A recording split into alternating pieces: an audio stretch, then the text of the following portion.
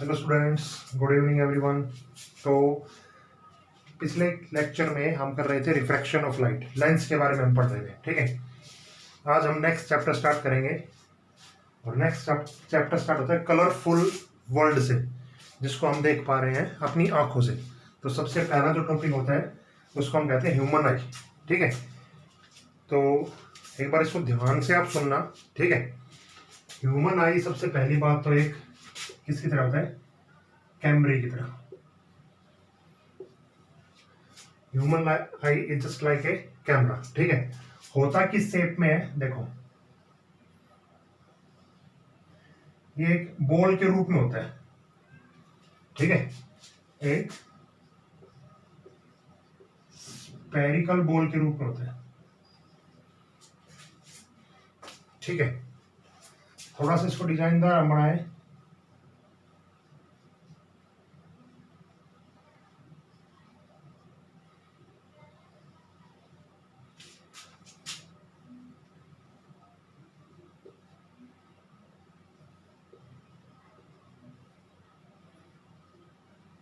अब मैं इसके अंदर सारे फंक्शन लिख रहा हूं।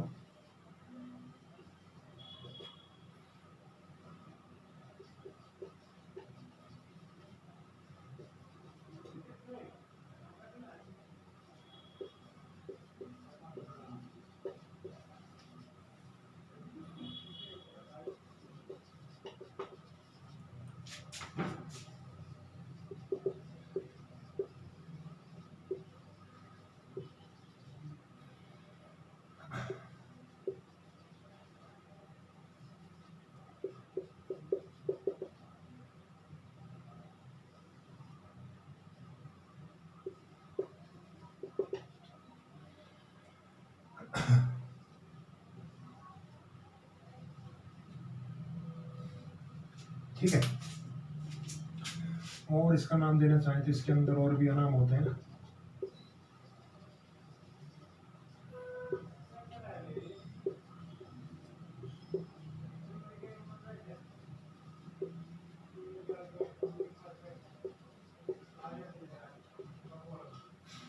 ये मतलब अपनी आंख के अंदर बहुत सारे फंक्शंस होते हैं। ठीक है, जिसको हमें धीरे धीरे करके सभी को समझना है। ठीक है, तो बुक में भी आपको थ्योरी मिलेगी पूरी, इस तरह लिखी मिलेगी, इस तरह पूरा पैराग्राफ।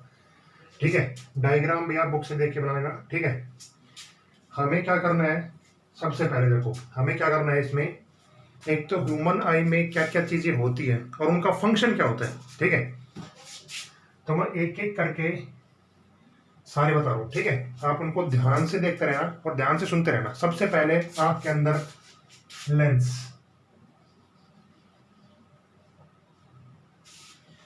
सबसे पहले आंख के अंदर लेंस कौन सा होता है, तो आंख के अंदर आपको पता है कौन सा लेंस होता है, कन्वर्जिंग लेंस। ओके, एक सेकंड रुको।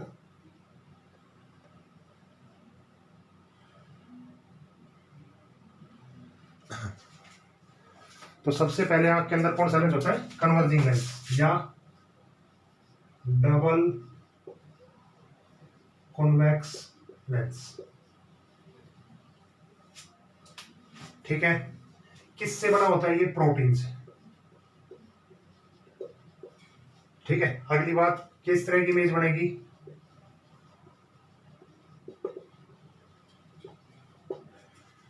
Real and inverted. तो पहला काम आपको समझ में आया, लेंस क्या काम करेगा। सबसे पहला लेंस किसका होता है आंख के अंदर, कॉन्वेक्स लेंस। ठीक है, और कॉन्वेक्स शेप का होता है। तो आप देख सकते हैं, देखो ये शेप किसकी है, कॉन्वेक्स की। किससे बना होता है, ये प्रोटीन से बना हुआ होता है। ठीक है, वैसे तो आमतौर पे आप आर्टिफिशियल देखें तो किसका बनाते हैं, गिलास के। ठीक है, और ये किस तरह की इमेज बनाएगा, रियल एंड इन्वर्टेड। ठीक है, दूसरा काम कॉर्निया। ठीक है, आपको इसी तरह हेडिंग बना के सभी फंक्शन लिखने पड़ेंगे। ठीक है, कॉर्निया, देखिए कॉर्निया क्या होता है, फ्रंट पार्ट ऑफ ह्यूमन आई।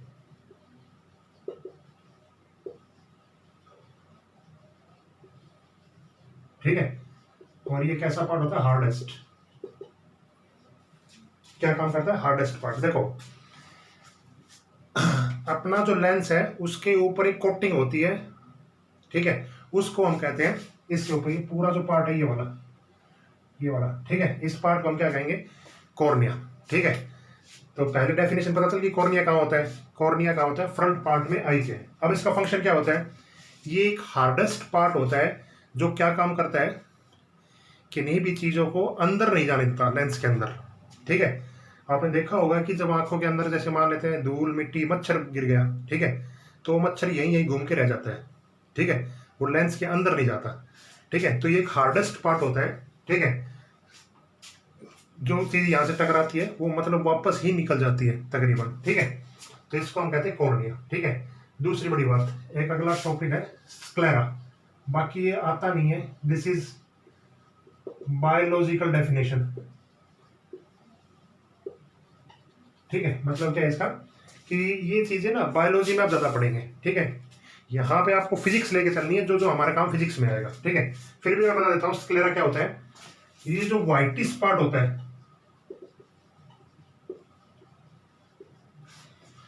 ठीक है, ये जो व्हाइटिश पार्ट होता है ना, व्हाइटिश, ठीक है, इस व्हाइटिश पार्ट को हम क्या कहते हैं, स्क्लेरा। ठीक है, तो तीसरा काम आप समझ गए। Fourth, iris and प्यूपिल। ये बहुत इंपॉर्टेंट चीज है, तकरीबन हर बार आता है ये पेपर में।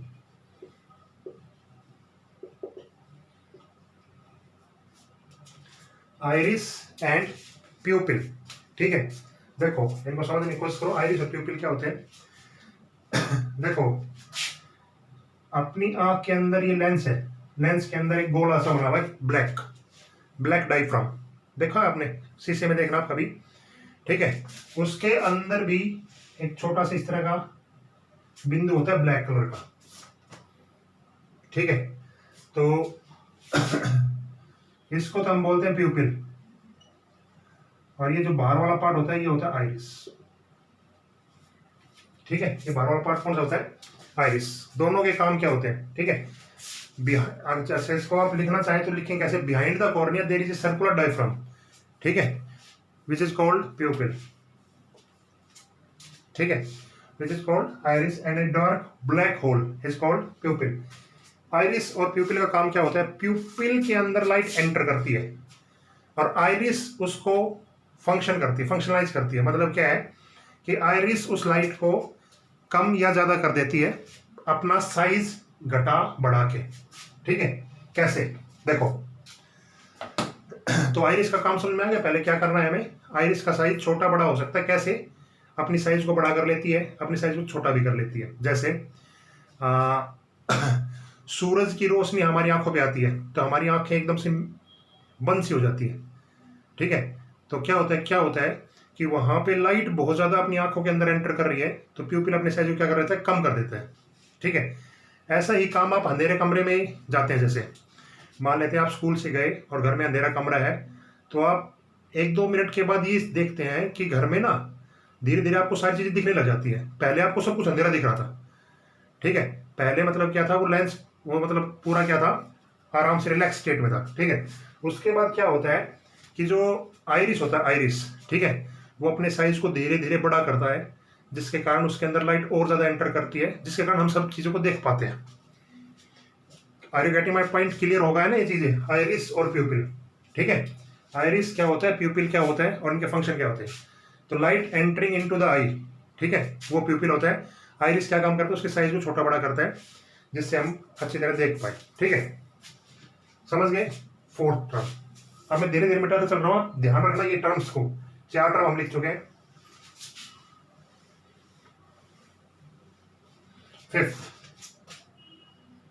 फिफ्थ अपने पास है सिलेरी मसल्स।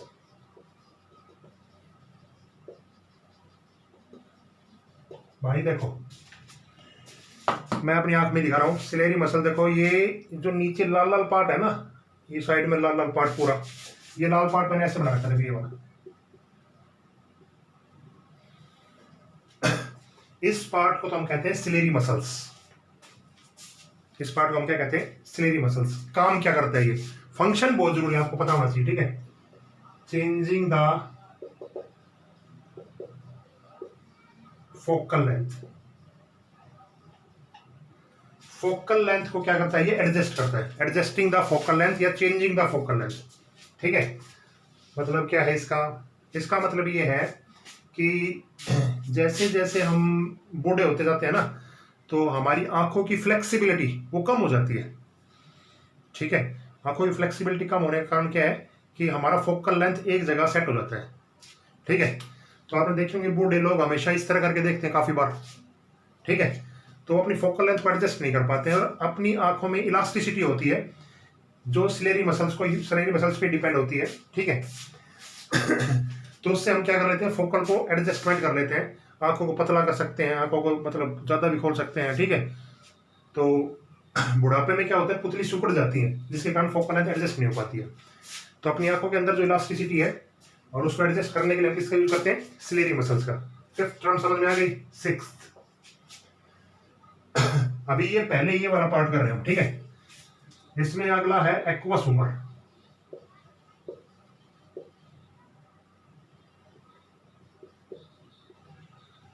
एक्वस ह्यूमर देखो क्या होता है, वाटरी फ्लूइड, जिसके अंदर फ्लूइड रहता है। ये वाला जो पार्ट में ना बीच वाला, देखो ये अपना आंख का लेंस और ये कॉर्निया वाला पार्ट है ना, इसके अंदर क्या रहता है, फ्लूइड रहता है। फ्लूइड का मतलब एक पानी सा रहता है, जैसे अपने आंख में मच्छर जाता है तो पानी आ जाता है ना जल्दी से, तो वो फ्लूइड जो होता है उस पार्ट को हम कहते हैं एक्वस ह्यूमर। ठीक है, किसके बीच में है ये, आपको बताना हो तो, कॉर्निया एंड लेंस।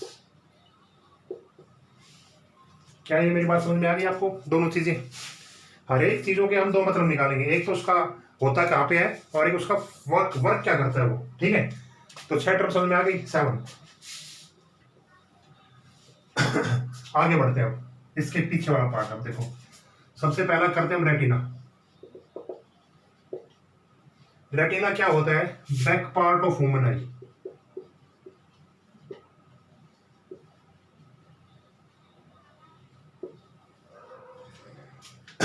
लेंस से जो पीछे वाला पार्ट होता है सारा, उसको हम क्या कहते हैं, रेटिना। रेटिना एक स्क्रीन होती है पूरी। ठीक है, तो इसलिए हम इसको कहते हैं बैक पार्ट ऑफ ह्यूमन आई। काम क्या करता है, इमेज फॉर्म्ड, जो भी इमेज फॉर्म्ड होती है किस पे फॉर्म होती है, रेटिना पे। रेटिना एक स्क्रीन है, उस पे सारी इमेज फॉर्म्ड होती है। ठीक है, तो 7th काम आप समझ गए, बैक पार्ट ऑफ ह्यूमन आई, और इमेज फॉर्मिंग का काम ही करता है। उसके बाद आगे बढ़ते हैं।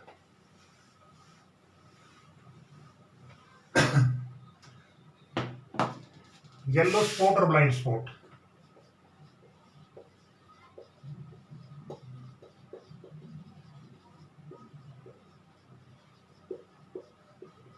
देखो, येलो का मतलब होता है most sensitive spot,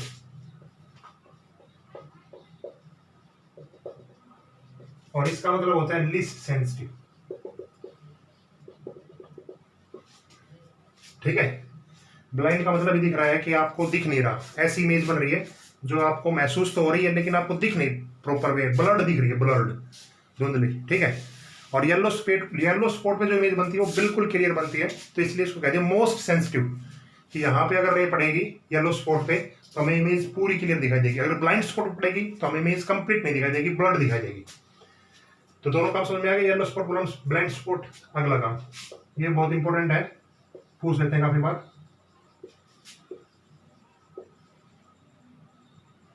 road and cone cell.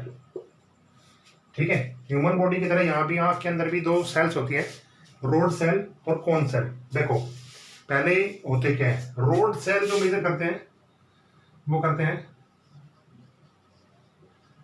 Shape and size, cone cell measure करते हैं कलर।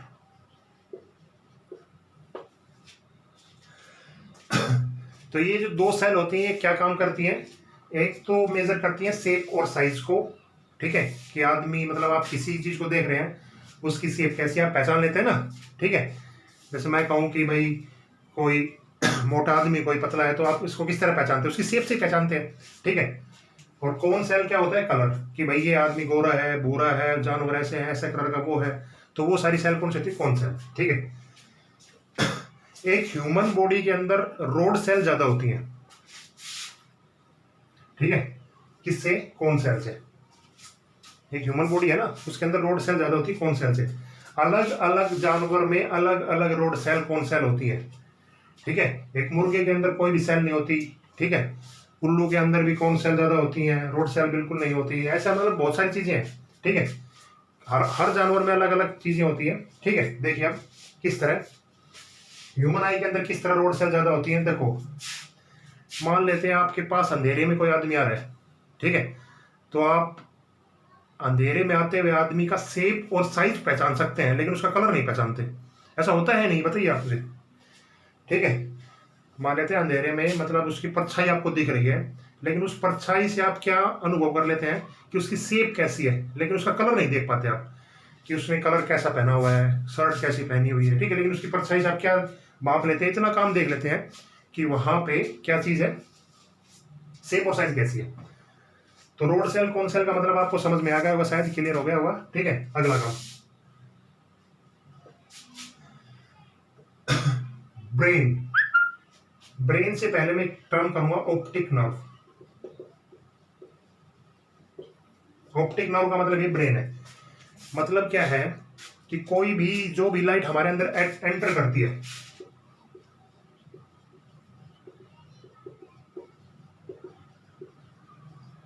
उसका सिग्नल कैसा होता है, इलेक्ट्रिकल सिग्नल। कैसा होता है, इलेक्ट्रिकल। कोई भी लाइट हमारे रेटिना को हिट करती है, ठीक है, तो रेटिना में एक खासियत होती है कि वो क्या करता है, एक पोटेंशियल डिफरेंस क्रिएट करता है, जिससे वो सिग्नल किस में कन्वर्ट हो जाता है, लाइट सिग्नल किस में कन्वर्ट हो जाता है, ब्रेन के अंदर जाता है। ब्रेन के अंदर जाते जाते वो सिग्नल कैसा हो जाता है, इलेक्ट्रिकल सिग्नल। कैसा हो जाता है, इलेक्ट्रिकल सिग्नल। ठीक है, तो लाइट एनर्जी किस एनर्जी में कन्वर्ट हो जाती है, इलेक्ट्रिकल एनर्जी में। ध्यान रखना आप।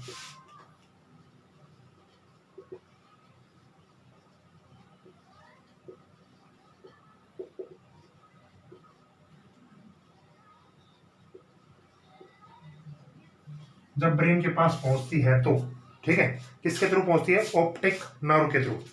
किसके थ्रू पहुंचती है, ऑप्टिक नर्व के थ्रू। ठीक है, ब्रेन तक पहुंचने का काम कौन करता है, ऑप्टिक नर्व। ठीक है ना। तो कोई भी लाइट जब यहां से गिरेगी, ठीक है, तो ब्रेन तक पहुंचती पहुंचती वो इलेक्ट्रिकल हो जाती है, उसमें करंट होता है, क्योंकि हमारा ह्यूमन बॉडी में कैसा अच्छा कंडक्टर है। ठीक है, ओके, तो ये टर्म समझ में आ गई। आगे बढ़ते हैं।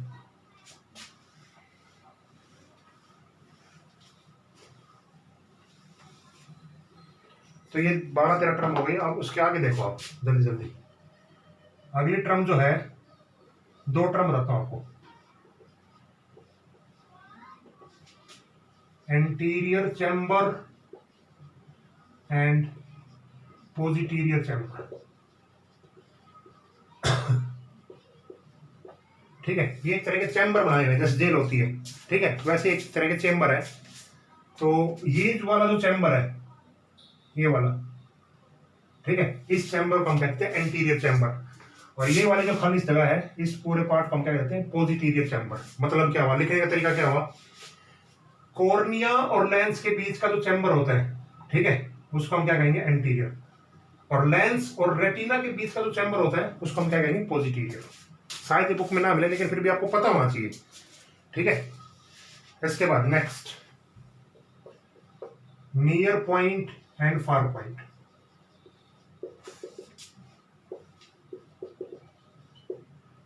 और तीसरी टर्म है रेंज ऑफ विजन। तीनों को एक जगह से देखो, अलग अलग लिखने हैं आपको तो, लेकिन मैं तीनों एक तरह से बता रहा हूं। देखो, ये कोई ह्यूमन आई है,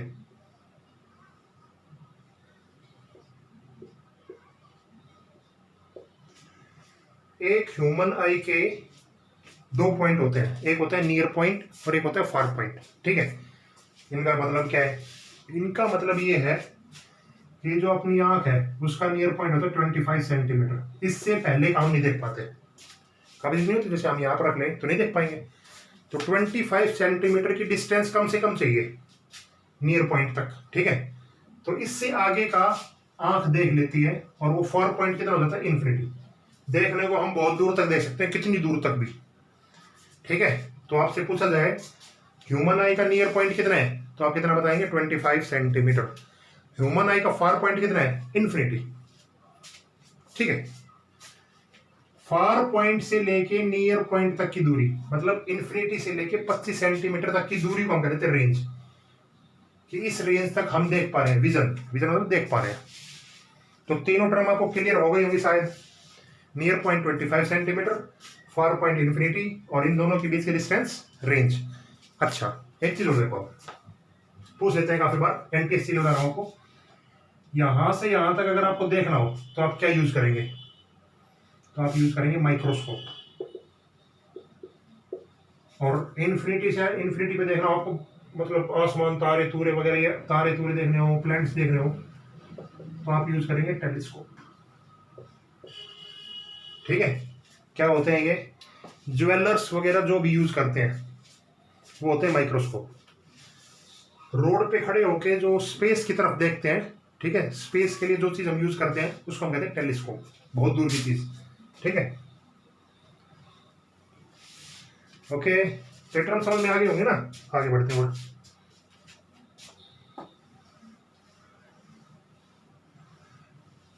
अब इसमें देखो सारी टर्म हो गई शायद, अपना लेंस भी हो गया, ये भी हो गया, ये भी हो गया, ये भी हो गया, ये भी हो गया, ये भी हो गया, ये भी हो गया, ये भी हो गया, ये भी हो गया, ये भी हो गया, ये भी हो गया, ये भी हो गया, ये नहीं हुआ अभी। देखो विट्रस ह्यूमर क्या होता है, एक ट्रांसपेरेंट जेली होता है।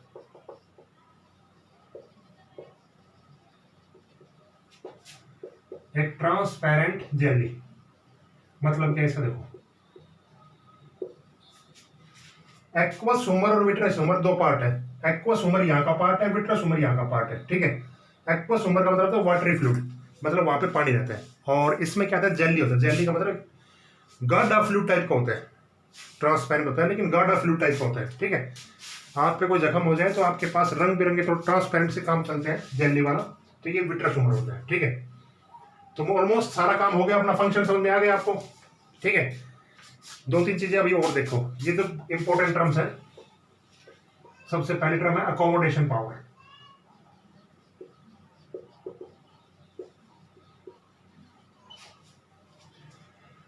अकोमोडेशन पावर क्या होती है, देखो सुनो, एक ऐसी पावर, मतलब एक ऐसी एबिलिटी ऑफ ह्यूमन आई,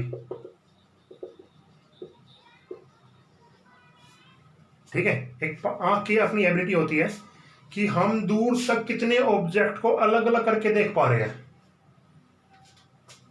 ठीक है भाई, देखो जैसे ये अखबार आप पढ़ रहे हो, ठीक है, अखबार आप दूर से देखें तो आपको सारे वर्ड कैसे दिखाई देंगे, एक ऐसी लाइन दिखाई देगी, आपको वर्ड नहीं दिखाई देंगे।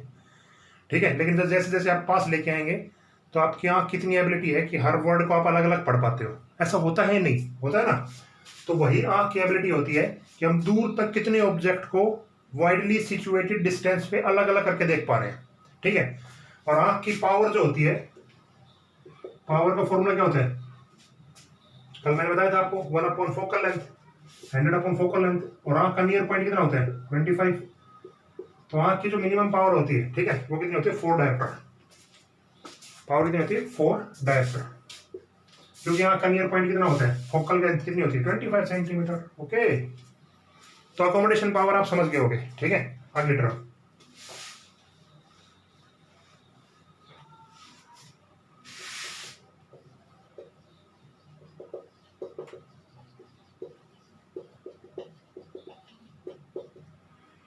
Persistence of vision. ठीक है, परसिस्टेंस ऑफ विजन का मतलब ये होता है कि अपनी आंख का 1/16 सेकेंड, ठीक है, कितने टाइम इंटरवल तक अपने आंख के अंदर इमेज की फॉर्मेशन रहती है। मतलब इतना टाइम हम ले तो इतने टाइम के अंदर आंख के अंदर इमेज की फॉर्मेशन रहती है। किसी ऑब्जेक्ट को हम देख ले तो उसकी इमेज फॉर्मेशन हमारे अंदर रहती है। जैसे पंखा चल रहा है तो पंखा शुरू में तो हमें हर चीज दिखाई देती है, ठीक है, लेकिन जैसे तेज चलने लग जाएगा तो वो सारी चीज दिखाई नहीं देती है। फिर हमें वो, मतलब ब्लेडर है, ब्लेडर वो दिखाई नहीं देते हैं। तो वो जो इमेज बनती है वो कितने टाइम के लिए बनती है, 1/16 सेकेंड के लिए। ठीक है, तो आपका ह्यूमन आई वाला पार्ट अब हो गया है कंप्लीट। अब इसमें करेंगे हम डिफेक्ट। जैसे ह्यूमन नेचर के अंदर बीमारी होती है, ह्यूमन बॉडी के अंदर काफी तरह की बीमारी हो जाती है, डिजीज हो जाती है, उसी तरह आंख के भी डिफेक्ट होते हैं। ठीक है, that will discuss next class. ठीक है, तो इसको करने का तरीका आप ध्यान रखें। ठीक है, काम आप डेली करें, 2-3 दिन ही काम करना है, उसके बाद फिर आपका थोड़ा सा काम बंद हो जाएगा। ह्यूमन आई जो है, पहले तो आप उसका डायग्राम बनाइए सुंदर सा, बोर्ड में डायग्राम आ जाता है 5 नंबर में, पूरा पूरा डायग्राम आ जाता है 5 नंबर में। ठीक है, या आपको फंक्शन आ जाते हैं कि इसका फंक्शन क्या है, इसका फंक्शन क्या है, ये क्या काम करते हैं। तो शायद आपको फंक्शन सारे क्लियर हो गए होंगे अब, ठीक है। नहीं क्लियर हो गए, कोई एक आध रह गया, तो आप जूम क्लास पे प्लीज आप टैकल क्या करें, आप आया करें, ठीक है। ये मेरी सभी से रिक्वेस्ट है, जितने भी आप ये वीडियो देखें, जूम क्लास पे आप सभी आया करें, अपनी कनेक्टिविटी आप बनाए रखें, ठीक है। ओके, तो आज के लिए गुड नाइट।